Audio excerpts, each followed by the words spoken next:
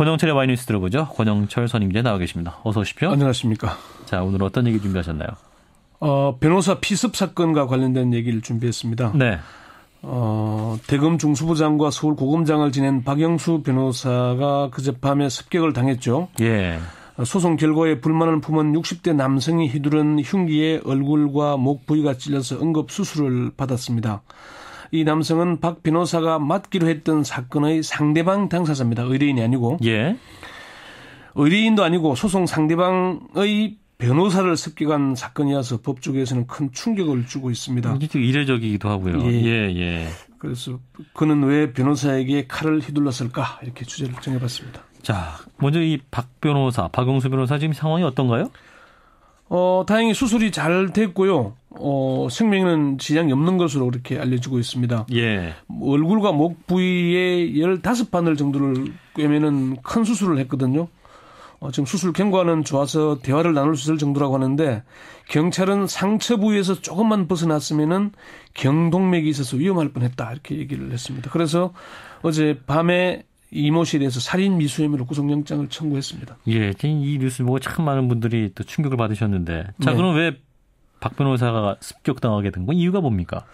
이유가 명확하지가 않습니다. 이 씨는 경찰 조사에서 평소에 소송과 관련해 박 변호사에게 앙심이 있었고 최근에 TV에 나온 모습을 보고 한번 따져보고 싶은 생각이 들어 찾아갔다. 이렇게 얘기를 했거든요. TV에 나온 모습을 보고? 네, TV 나왔다는 얘기는 박영수 변호사가 지난 10일 황교안 총리 후보자에 대한 국회 인사청문회에 증인으로 출석을 했거든요. 예. 거기서 뭐 황 후보자를 위한 변호하는 증언을 했는데 미리 흉기를 준비하고 갔어요.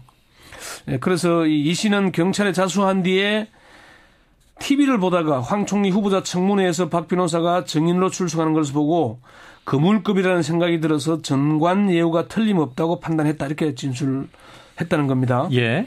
그런데 이게 최근 사건 때문도 아니고요. 6년 전의 사건이고요. 또 6년 전 사건은 22년 전 2003년에 세상을 떠들썩하게 했던 슬롯머신 대부 정덕진 씨 사건 그거 기억나십니까? 예. 이게 박 변호사를 습격한 이 씨와 박 변호사는 그 슬롯머신 대부 정덕진 씨를 고리로 악연을 맺은 그런 사이입니다. 예. 이 씨는 2009년에 정덕진 씨를 위정 교사 혐의로 검찰에 고소했는데 정덕진 씨는 고검장에서 갓 퇴임한 박영수 변호사를 선임을 했습니다. 예. 박 변호사 쪽에서는 계약금을 받고 선임계를 내기는 했지만은 착수금을 받지 않아서 구체적인 변론 활동을 하지 않았다 이렇게 해명을 하고 있고요. 예. 그리고 정 씨는 무혐의 처분을 받았습니다. 이 씨는 정 씨가 무혐의 처분을 받자 검찰이 박 변호사에게 전관 예우를 해줘서 무혐의 처분을 했다는 의심을 했고 그래서 앙심을 품고 있던 차에 TV에 등장한 박 변호사를 보고 범행을 결심했다. 그런 얘기입니다. 예. 그러니까 범행 동기가 그러면 전관예우 때문인가요? 아니면 그 2012년, 그러니까 2003년, 12년 전에 있었던 그 사건에 대한 앙심 때문인가요? 이 씨는 전관예우 때문이라고 주장을 하고 있습니다. 이 씨를 수사 중인 경찰 관계자는 이 씨가 자신은 박 변호사와 싸우는 게 아니라 전관예우와 싸우고 있다고 얘기하고 있다 이렇게 전했습니다. 예. 이 씨는 그동안 대검찰청 앞에서 1인 시위도 벌여왔는데 고검장 출신 변호사를 선임했다고 무혐의 처리한 부패한 검찰 뭐 이런 내용의 피켓을 들고 있었거든요. 예. 일단 사건의 발단은 앙심에서 출발을 했고 습격을 하게 된 결정적인 동기는 황교안 국무총리 후보자의 청문회 내내 문제가 됐던 전관예우 문제인 것입니다. 황 후보자 이제 어제 취임을 하긴 했습니다만은 17개월 동안 119건의 사건을 수임해서 16억 원을 벌었지 않습니까? 예. 근데 전관예우가 문제가 한창 불거졌죠. 예. 그래서 이제 이 씨가 그런 결심을 하게 된 발단이 된 게 아닌가. 그런 얘기입니다. 예. 근데 이 씨 역시 전관 변호사를 고용했었다. 뭐 이렇게 얘기가 나오고 있잖아요. 예, 이 씨는 거기도 이제 전관 변호사이긴 한데. 예. 이제 박영수 변호사보다는 직급이 낮은 전관. 약한 전관이었다? 그런 전관 대 전관인데 어느 전관이 센지는 잘 모르겠습니다. 예. 그러니까 소송에 이길 수도 있고 질 수도 있는데 문제는 그럼 어떤 사법체계에 대한 불신이었다 이렇게 판단해야 되는 건가요?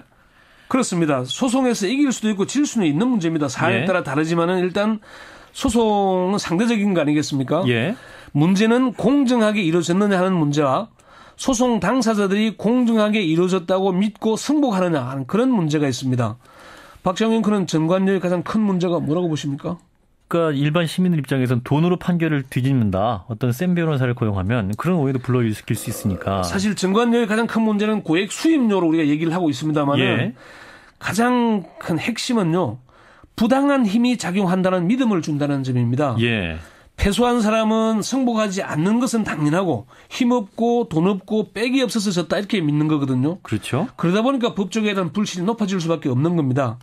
특히 소송 상대방이 이른바 힘 있는 전관 출신 변호사를 선임하면은 자신의 잘못이나 뭐 이것 때문에 진 게 아니고 전관 예우 때문에 졌다는 생각을 할 수밖에 없는 그런 구조인 겁니다. 예. 법원과 검찰, 변호사를 법조 3륜이라고 하죠. 그렇지만 일반 의뢰인들은 이 3륜을 한 통속이라고 보는 경향이 강합니다. 왜냐? 일단 대부분 법대 출신이니까 같이 공부를 했죠. 그리고 사법시험을 같이 치고 사법연수원에서 법조인 교육을 같이 받습니다. 예. 그리고 법원과 검찰에서 같이 근무한 경험이 있습니다. 이런 사람들이 직역이 다르다 그래서 다른 직역이라고 안 보는 거죠. 한 통속이라고 보는 경향이 강합니다. 예. 이런 불신감이 커지면서 변호사들에 대한 항의와 불신이 나타나게 되는 것이고 그런 게 쌓이면서 이번 변호사 피습 사건이 발생한 게 아닌가 그런 해석들이 법조계에서 나오고 있습니다. 예. 자, 이런 변호사 습격 사건은 처음은 아니잖아요. 그렇죠. 이런 피습 사건은 아주 이례적인 사건입니다. 하지만 뭐 항의를 하거나. 예, 뭐 사건 수임이나 소송 결과를 두고 변호사 사무실을 찾아서 항의하거나 행패를 부리는 이런 다반사라고 합니다. 예.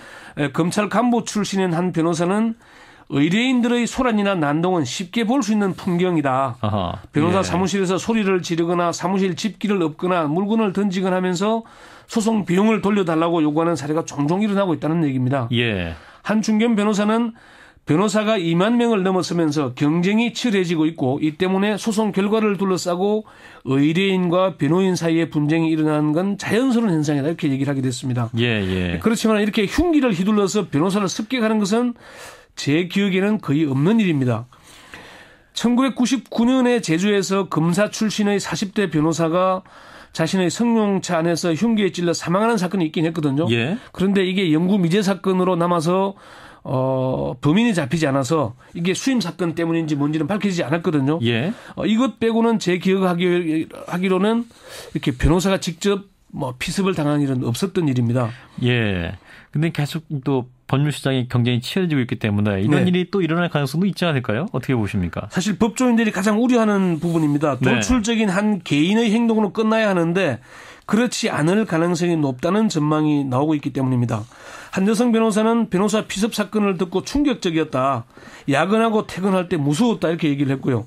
한 소장 변호사는 변호사들은 페이스북이나 SNS에 가족들의 사진을 올리지 않는다. 네. 변호사들은 직업상 위험을 안고 일할 수밖에 없다 이렇게 얘기를 하기도 했습니다. 예. 그렇지만 현실적으로 대안이 없거든요. 서울지방변호사에는 변호사가 법정에 나가면서 경호를 요청하면 도움을 주고 있긴 합니다만은 사무실이나 집 근처까지 신변을 보호할 수는 없는 거 아니겠습니까? 네.